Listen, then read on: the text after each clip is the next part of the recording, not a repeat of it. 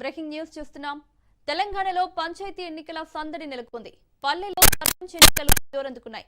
కాగా గ్రామాల్లో ఇప్పటికే ఏకగ్రీవాల కోసం పార్టీలు జోరుగా ప్రయత్నాలు చేస్తున్నాయి. అయితే దీనికి గాను వేలంపాటలు నిర్వహిస్తున్నాయి.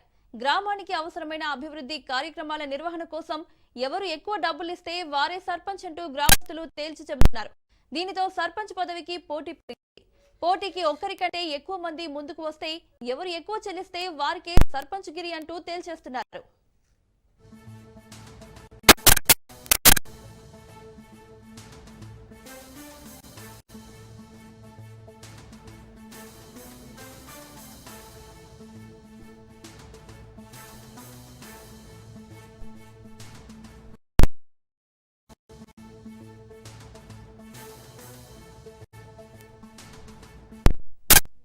నామినేషన్ల హడావిడి, గ్రూప్ రాజకీయాలు, పార్టీల ఎత్తుగడల వంటివి లేకుండా వేలంపాటలో పోటీ పడండి, సర్పంచ్ అవ్వండి అంటూ గ్రామస్తులు తేల్చి చెబుతున్నారు. అయితే ఏకగ్రీవాల కోసం వేలం నిర్వహించడాన్ని ఎన్నికల సంఘం వ్యతిరేకిస్తున్నప్పటికీ గ్రామీణులు పట్టించుకోలేదు. ఎన్నికల్లో పోటీ చేసి ఓటర్లకు డబ్బు, మద్యం పంపిణీ చేయడం కంటే గ్రామాభివృద్ధి కోసం డబ్బులు వెచ్చించి సర్పంచ్ అవ్వడం బెటర్ అని గ్రామస్తులు అంటున్నారు.